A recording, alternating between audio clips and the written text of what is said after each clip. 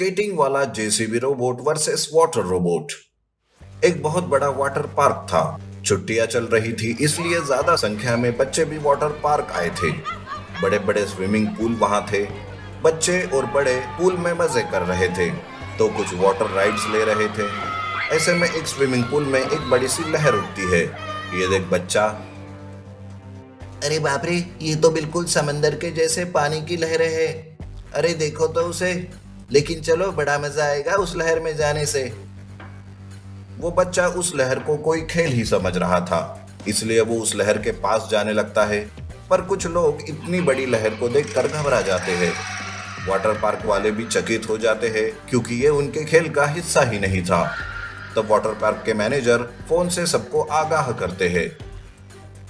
Hello hello, all alert, सब उस लहर से दूर रहे, कोई भी उस लहर के पास नहीं जाएगा। अरे उस बच्चे को पास जाने से रोको।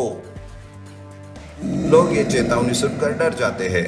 लहर बच्चे के काफी पास आ रही थी, पर तभी एक सिक्योरिटी गार्ड बच्चे को वहां से हटा देता है और अचानक से वो लहर भी रुक जाती है। उस लहर से एक वाटर रोबोट बाहर आता है, जिसे देखकर सारे लोग डर जाते हैं। तभी मैनेजर फिर से चेतावनी देता है।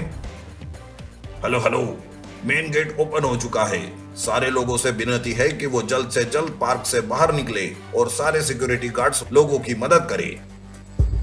हर तरफ एकदम से हड़बड़ मच जाती है। किसी को कुछ पता नहीं था कि ये वाटर रोबोट कहां से आया और उसे क्या चाहिए। लोग अपने अपने बच्चों को लेकर गेट की तरफ भाग रहे थे। वाटर रोबोट लोगों पर पानी बरसाने लगता है, जिससे कुछ लोग फिसल कर गिरने लगते हैं। वो बार बार उठने की कोशिश करते हैं, पर वो फिसलते ही रहते हैं। सारे लोग पानी की वजह से गीले हो रहे थे और फिसलने की वजह से जख्मी भी। एक आदमी अपनी बीवी और बच्चे को ढूंढ रहा था। अरे मेरा तो मन ही नहीं था वाटर पार्क में आने का, पर बच्चे और बीवी सुनते कहाँ है। ऐसे में वो कहाँ है दिख भी नहीं रहे, अब मैं क्या करूं। उसी पार्क में नीरज नाम का एक लड़का भी था। वो रोबोट से बचने के लिए छुपा हुआ था। तभी उसे उसके दोस्त की याद आती है। कैसे भी करके मुझे मेरे दोस्त चेतन को यह बात बतानी होगी, पर कैसे? मेरा फोन तो लॉकर रूम में है, कैसे भी करके लॉकर रूम तक जाना ही होगा। चेतन एक रोबोटिक इंजीनियर है।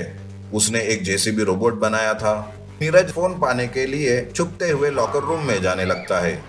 लॉकर रूम और नीरज के बीच वाटर रोबोट था। नीरज के सामने एक बहुत बड़ी चुनौती थी, चारों तरफ पानी ही पानी। ऐसे में नीरज छुपते हुए लॉकर रूम तक जाता है और अपना फोन लॉकर से निकालता है और चेतन को फोन करता है। नीरज चेतन को वाटर रोबोट की बात बताता है। तब चेतन कहता है, अरे तुम चिंता मत करो नीरज, मैं अभी अपने जेसीबी रोबोट को लेकर आता हूँ, बस तब तक लोगों को धीरज रखने के लिए कहो। चेतन जेसीबी रोबोट को लेकर निकल पड़ता है। इधर वाटर पार्क में कोई भी गेट के बाहर जा नहीं पा रहा था। मैनेजर तुरंत पुलिस और अग्निशामक दल को बुलाता है, लेकिन उनके पास भी उस वाटर रोबोट को रोकने का कोई उपाय नहीं था। तभी वहां चेतन अपना जेसीबी रोबोट लेकर आता है। जेसीबी रोबोट वाटर रोबोट को मारने जाता है, पर जेसीबी रोबोट पानी की वजह से फिसल रहा था। तभी जेसीबी रोबोट खुद को गिरने से बचाने के लिए अपने शरीर पर लगा हुआ एक बटन दबा देता है, जिससे उसके पैरों में स्केटिंग बोर्ड लग जाता है। आखिर चेतन होशियार था, उसने अपने दिमाग से अपने जेसीबी रोबोट में नई नई टेक्निक्स डाल के रखी थी। अब जेसीबी रोबोट स्केटिंग करते हुए वाटर रोबोट पर हमला करता है, लेकिन पानी से बने रोबोट को मारना मुश्किल हो रहा था। ऐसे में चेतन सोचता है, अब तो इस रोबोट को नाइट्रोजन गैस से ठंडा करना पड़ेगा, तभी इस रोबोट का खेल खत्म होगा। चेतन के पास इसका भी उपाय था। वो तुरंत नाइट्रोजन गैस के सिलेंडर मंगवाता है और उस गैस को वाटर रोबोट पर स्प्रे करता है। गैस की वजह से वाटर रोबोट ठंडा होकर जम जाता है। अब जेसीबी रोबोट जमे हुए वाटर रोबोट को स्विमिंग पूल से दूर लेकर आता है और उस पर अपने बम से फायर करता है।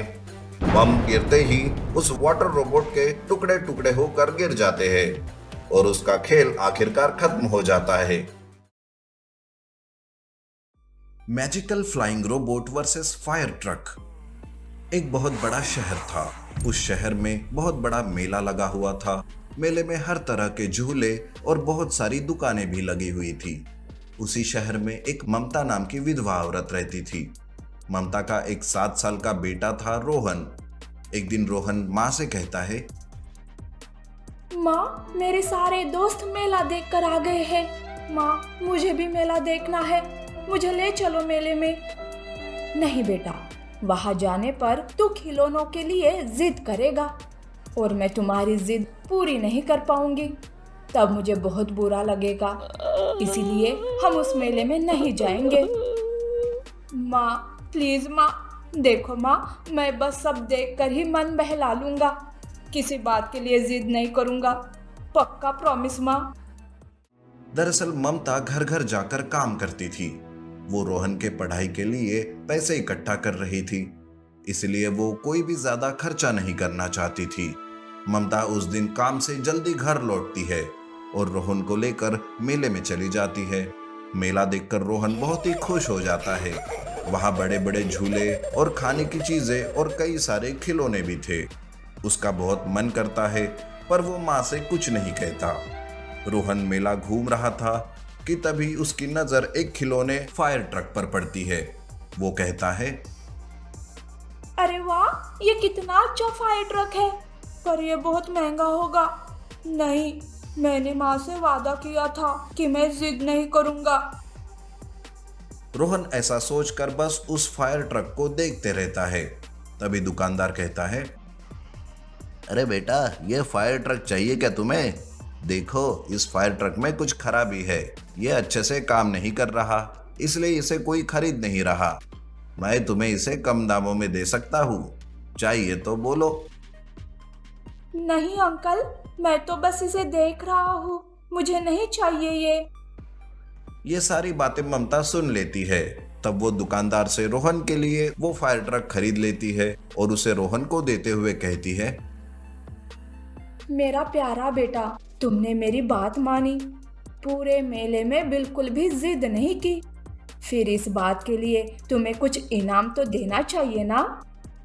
थैंक यू माँ, आप बहुत अच्छी हो। रोहन और ममता घर वापस आते हैं। रोहन स्कूल से आकर पढ़ाई खत्म करके उस फायर ट्रक से खेलता रहता है। उसके लिए वो फायर ट्रक बहुत ही बड़ी चीज थी। ऐसे ही कुछ दिन बीत जाते हैं। तब एक दिन एक बड़ा सा बाज आसमान में उड़ता रहता है और तभी उसे कुछ दिखाई देता है और वो सोचता है, अरे ये तो वही मैजिकल फ्लाइंग रोबोट है जो किसी प्लैनेट से आया हुआ था। लगता है इसे जरूर एलियन ने भेजा होगा धरती को तबाह करने के लिए। मुझे जल्दी से ये बात इंसानों को बतानी होगी। ऐसा सोचकर बाज नीचे उतरता है। वो रास्ते के एक खंबे पर बैठकर बोलने लगता है, पर उसकी भाषा कोई समझ नहीं पाता। तब वो वहां से उड़कर एक दुकान में आता है, पर वहां से उसे डर के मारे भगा दिया जाता है। बाज के पास समय नहीं था, क्योंकि वो मैजिकल फ्लाइंग रोबोट कभी भी धरती पर उतरने वाला था। तब बाज एक पेड़ पर बैठकर कहता है, अरे यहाँ तो कोई भी मेरी बोली नहीं समझ रहा है। ना ही मैं उस फ्लाइंग रोबोट को अब रोक सकता हूँ और ना ही किसी को बता पा रहा हूँ। अब करूँ तो क्या करूँ? उसी पेड़ के नीचे रोहन अपने फायर ट्रक के साथ खेल रहा था। वो ये बात सुन लेता है। तब वो कहता है, अरे कौन है यहाँ पर, कौन बोल रहा है? ये सुनकर बाज बहुत खुश हो जाता है। वो रोहन के पास आकर कहता है, अच्छा हुआ जो तुम मेरी बात समझ गए। देखो बच्चे, एक फ्लाइंग रोबोट धरती पर आ रहा है। तुम ये बात अपने बड़ों को जाकर बताओ और धरती को बचाने में मेरी मदद करो। अरे जाओ जाओ, ऐसा कोई फ्लाइंग रोबोट होता ही नहीं है। तुम मुझे बेवकूफ नहीं बना सकते और मेरे साथ ऐसे बातें करके मुझे डराने की कोशिश भी मत करो। जाओ, भाग जाओ यहाँ से। रोहन बाज की बात समझ तो जाता है, पर उसे उस पर विश्वास नहीं होता। बाज वहां से उड़कर जंगल वापस चला जाता है। इधर मैजिकल फ्लाइंग रोबोट की बड़े जोर के झटके के साथ धरती में एंट्री होती है। सारे लोग उस रोबोट को देखते ही रहते हैं, लेकिन उन्हें क्या पता था कि ये रोबोट सब कुछ तबाह करने के लिए आया था। रोबोट जमीन पर उतरते ही मुंह से तूफान लाता है। तब वहां खड़े लोग तूफान में उड़ने लगते हैं। रोबोट जोर जोर से हंसता है। लोग तो इधर उधर भाग भी नहीं पा रहे थे। तभी तूफान में उड़ रहा एक आदमी चिल्लाता है, अरे ये कैसा तूफान है। अरे कोई तो रोको इस रोबोट को। पुलिस को बुलाओ, आर्मी को बुलाओ। तभी वो रोबोट तूफान को रोक देता है। तब लोग झटके से नीचे गिरने लगते हैं और वहां से भाग जाते हैं। तब रोबोट फिर से मुंह से आग उगलकर बिल्डिंग्स को जलाने लगता है। इस तरह चारों तरफ हाहाकार मच जाता है। उस रोबोट को रोक पाना बड़ा मुश्किल दिख रहा था। तब ये न्यूज़ रोहन टीवी पर देखता है। क्या ये सच है? काश मैंने उस बाज की बात मान ली होती। अब क्या करूं? रोहन अपनी माँ के पास जाता है और उसे सब कुछ बता देता है। ममता रोहन की बात को अनदेखा ना करते हुए उसे पुलिस के पास ले जाती है। तब पुलिस उसकी बात को हंसी में उड़ा लेती है। अरे वाह रे बच्चे, अब पंछी तुम्हारे साथ बात भी करने लगे। वाह वाह, पहले तो वो मैजिकल फ्लाइंग रोबोट, अब तुम्हारी ये दूसरी स्टोरी। मैं क्या सब कुछ छोड़कर उस बाज को ढूंढता बैठूंगा? मेरे पास क्या कोई काम नहीं है? इस तरह पुलिस ममता और रोहन को वहां से भगा देती है। तब ममता कहती है, बेटा अब हमें ही उस बाज को ढूंढने जंगल जाना होगा। ऐसे कोई हमारी बातों पर विश्वास नहीं करेगा। चलो हम दोनों जंगल जाते हैं।